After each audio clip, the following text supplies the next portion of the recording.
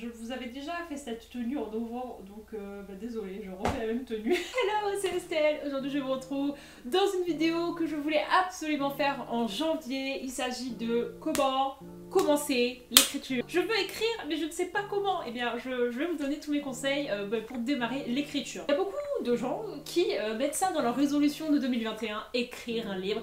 Et je voulais parler à ces gens, je voulais un petit peu parler à la moi de quand j'ai démarré l'écriture et que je savais pas trop ce que je faisais. Moi maintenant ça fait 6 ans que j'écris, je connais un petit peu ce qui est plus facile à faire, ce qu'il faut éviter, quel chemin suivre ou quel chemin plutôt fuir. Donc du coup je vous ai décoté 5 conseils pour faire ça. Alors déjà,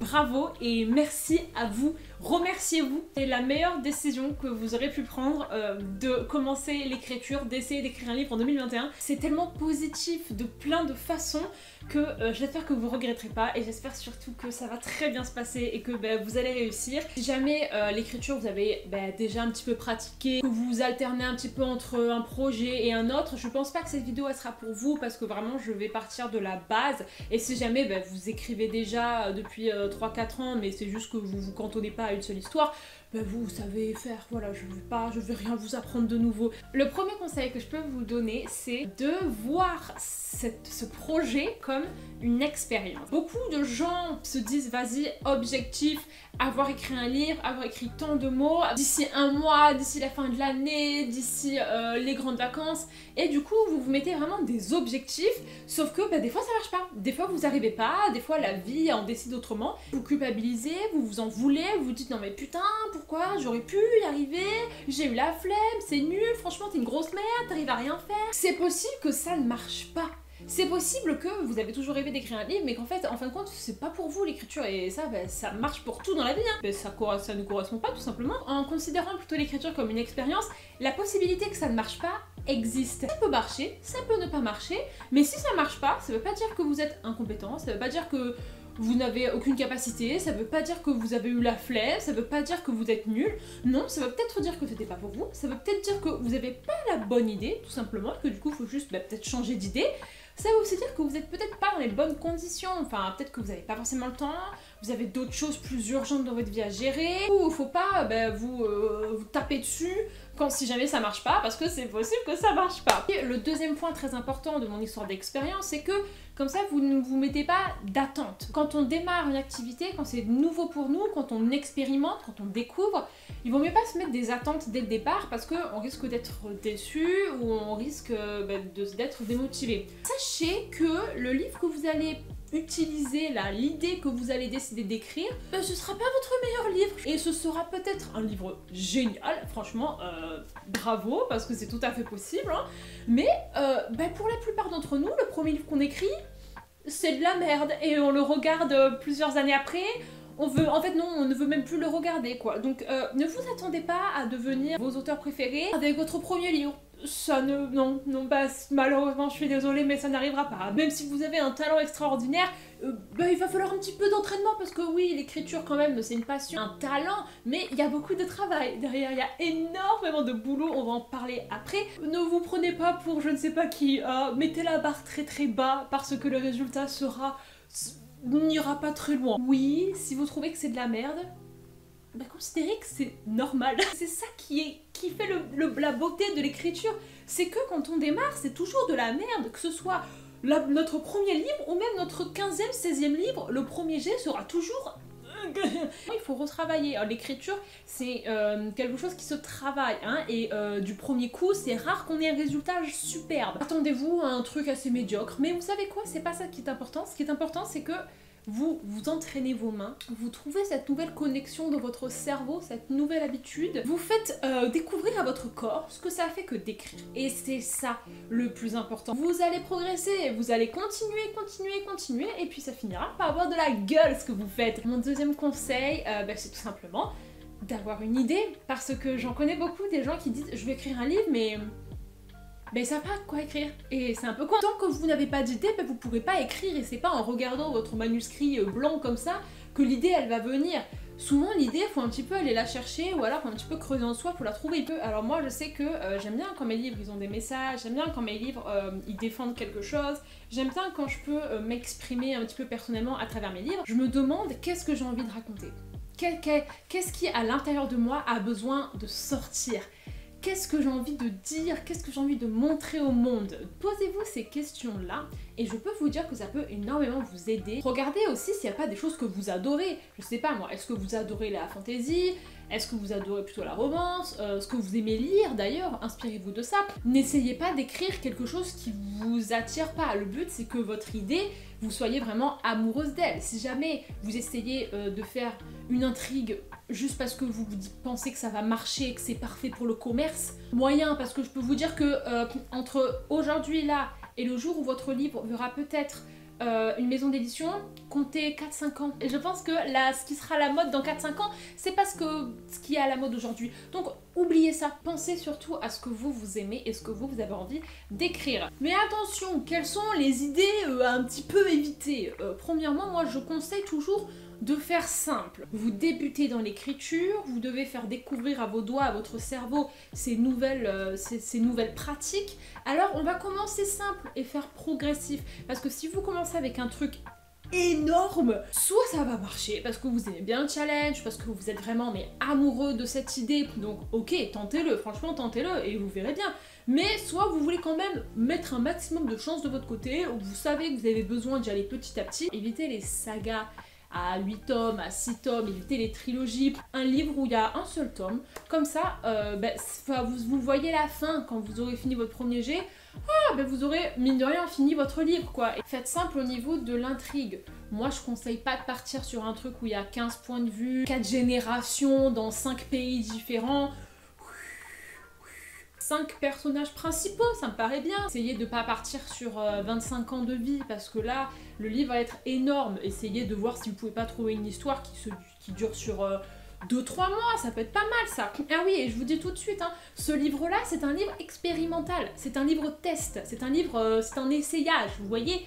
Donc ce sera pas le livre de votre vie, donc c'est pas grave si jamais l'intrigue elle est pas révolutionnaire, si jamais l'intrigue c'est pas le truc le plus original de la Terre. Donc ne vous prenez pas la tête à inventer un truc de fou, prenez un truc simple, mais au moins vous vous entraînez, vous démarrez dans l'écriture et après vous serez chaud patate pour tenter le truc de fou. Troisième petit conseil, c'est de trouver votre méthode, de trouver votre rythme et ça, je vous le promets, si vous arrivez à le trouver dès maintenant, mais vous vous faites un cadeau énorme pour toute votre vie, parce que trouver comment on fonctionne, c'est un gain de temps, c'est une libération, c'est un soulagement. Ça va vous permettre d'être productif, d'avoir peu de doutes et que surtout vos séances d'écriture elles soient agréables. Alors ça veut dire quoi trouver sa méthode? C'est quand que vous êtes chaud. Est-ce que vous êtes chaud le matin? Est-ce que vous êtes chaud pendant la pause déj? Est-ce que vous êtes chaud le soir? Est-ce que vous êtes chaud les week-ends? Est-ce que vous êtes chaud les vacances? C'est quoi votre créneau où vous vous dites là j'ai le temps?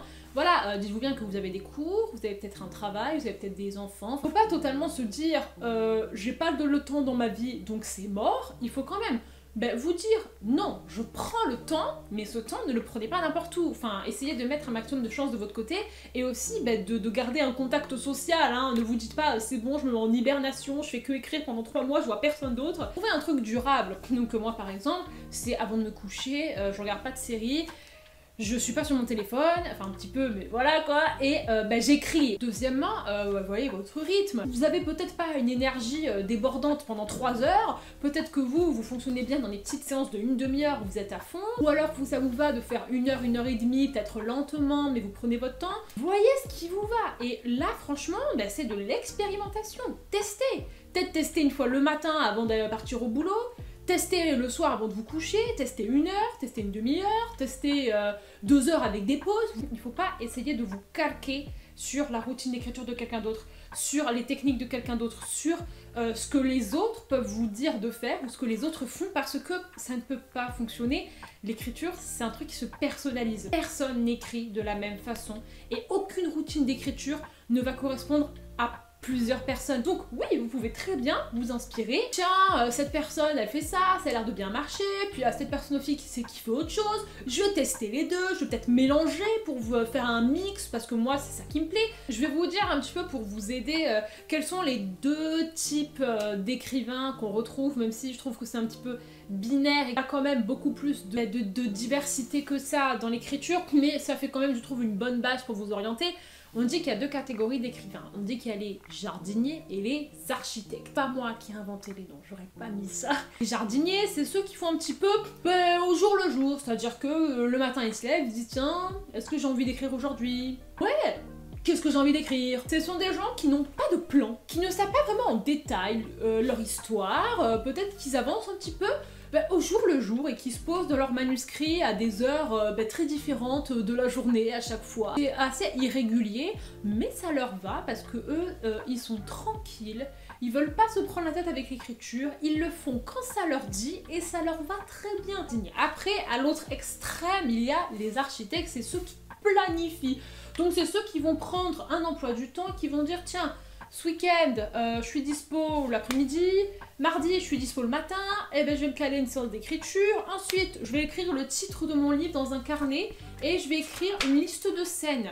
Hop, la scène numéro 1, ça sera ça, la scène numéro 2, ça sera ça, la scène numéro 3, ça sera ça. Et tiens, ben, je vais faire la scène numéro 1 mardi, la scène numéro 2 jeudi. Il y a des milliards de méthodes de planification, ça s'appelle Outline. Vous tapez ça sur YouTube, vous en trouvez des milliards de façons de planifier, de prévoir son roman. Donc vous avez les deux écoles, alors il y a des mélanges qui se font, mais totalement, vous n'êtes jamais tout blanc ou tout noir. Quatrième point, c'est la rigueur. Alors, écrire, ça demande de la rigueur, même pour les jardiniers. Ils ont besoin de rigueur parce que sinon vous ne finirez pas. Parce que peut-être que vous allez perdre la motivation, puis vous allez faire autre chose, vous allez oublier, vous avez carrément commencé un livre. Moi, je suis certaine qu'on peut y arriver en 2021 et qu'on peut écrire tout son livre en entier en 2021. Et pour ça, il faut de la rigueur. Ça veut dire quoi, de la rigueur? Ça veut dire que quand tu es sur ton lit et que tu es là sur TikTok, j'aurais pu ouvrir mon manuscrit, relire ma scène d'avant, avoir plus d'idées, ou peut-être ouvrir ma planification, continuer à planifier, ou peut-être corriger un chapitre. Il faut prendre du temps pour son histoire. Comment écrire un livre? On écrit. Enfin, il n'y a pas de solution magique, il n'y a pas d'ingrédients magiques. La meilleure recette pour écrire un livre, c'est tout simplement de se poser et de l'écrire. Donc toutes vos excuses à la noix, elles fonctionneront pas. Parce que votre livre, il est là et il est la preuve vivante que vous ne l'écrivez pas. Vous dites 14 h dimanche, chapitre 2, et vous mettez une alarme et vous y allez. Se dire je le ferai quand je serai motivée, ça marche pas. Parce que vous serez jamais motivé et vous le ferez jamais. Et la motivation, mine de rien, elle vient se chercher. Dans la vie, il faut pas attendre d'être motivé pour faire certaines choses parce que sinon vous les ferez jamais. Se dire, je m'en fous de la motivation. Je n'en ai pas besoin. Je suis plus forte que toi là. Tu tentes de me faire croire que je ne suis pas capable de faire certaines choses, je vais te prouver le contraire. C'est vraiment un muscle à travailler, c'est un rythme à prendre. Au début, ça vous paraît bizarre. Au début, vous n'allez pas avoir l'habitude, vous allez peut-être oublier certains soirs ou à des moments. Mais au fur et à mesure, si jamais vous essayez de le faire à certains créneaux que vous vous êtes délimité, et du coup, ça va rentrer dans votre cerveau, ça va rentrer dans vos mains et vous allez commencer à en avoir envie. Ça va commencer à vous manquer des fois. Et au fur et à mesure, vous n'aurez même plus besoin d'y penser, vous adorerez ça et vous installer dans votre lit et ouvrir votre dernier chapitre, ce sera la définition de la récompense. Donc vous voyez, ça peut totalement devenir quelque chose d'agréable et c'est agréable. Et si jamais vous voyez que c'est pas agréable, c'est qu'il y a un problème. C'est que soit votre idée, en fait, vous l'aimez pas. Dans ce cas-là, c'est ciao. C'est ciao. N'insistez pas à écrire un truc que vous n'aimez pas. Comme ça, dans la vie, il n'y a pas d'autre secret. Il faut faire les choses si vous voulez qu'elles se fassent. Et le cinquième point, c'est avoir de la patience avec soi-même, avec son livre, avec son ordinateur qui va planter plusieurs fois, avec vos proches aussi. Il faut de la patience parce que ça ne se fera pas en 2 semaines. Ça ne se fera pas en 3 mois. Ça ne se fera même peut-être pas en 1 an. Pour certaines personnes, ça peut être plus court. Pour certaines personnes, ça peut être plus long. Mais c'est quelque chose qui prend du temps parce que il y a plein d'étapes à faire. Je suis désolée de vous l'annoncer, mais écrire votre premier jet, c'est 20%, même 30% du processus. Quand vous finissez votre premier jet, ne dites pas ouf. Dites, j'ai fait le plus facile. Après, il faut reprendre votre histoire, la relire, corriger, changer ce qui va pas, ajouter ce qui va. le faire lire à des bêta-lecteurs qui vont vous dire encore ce qui va pas et rechanger, refaire une séance de correction avec ce que vous avez ajouté. Faut être tolérant avec soi-même. C'est des soirs, on est fatigué, on n'en peut plus, on veut pas le faire. Soit on se dit on y va quand même parce que tu vas voir justement en écrivant tu vas retrouver le moral, ou soit bah, vous dormez parce que bah, c'est le mieux. Vous allez avoir besoin de plus que de la motivation pour tenir sur peut-être 2 ans. Entourez-vous bah, de personnes, peut-être sur Instagram, sur YouTube, sur Twitter. Créez-vous un petit compte Insta d'écriture, ça je conseille. Ou peut-être votre compte Insta que vous avez. Abonnez-vous à des gens qui écrivent, qui donnent des conseils, qui vous motivent au quotidien, qui vous donnent du contenu pour vous aider dans votre écriture, ça c'est génial. Peut-être aménagez-vous un petit bureau quelque part, petit bureau que vous voyez bien dans votre maison. J'ai beaucoup parlé et j'espère que j'ai dit tout ce que je voulais dire. Alors évidemment, j'ai survolé pas mal de choses, je pourrais parler en détail de plein d'aspects de cette vidéo. Il existe des vidéos détaillées de chaque aspect dont je vais vous parler. Amusez-vous, c'est le plus important, il faut que ce soit fun, il faut que vous vous libériez, que vous lâchiez tout, que vous soyez mais zéro jugement, tolérance à 100%. Le premier jet sera dégueu et c'est normal, ne le comparez pas à des livres publiés, c'est incomparable. Donc voilà, j'espère que j'ai pu vous motiver, j'ai pu vous donner déjà quelques pistes. Alors après, ça ne suffit pas. Je vous conseille d'aller regarder par-ci par-là plus d'informations. Et voilà, je vous fais des gros bisous. Et je vous dis à plus tard dans une prochaine vidéo. Bye bye.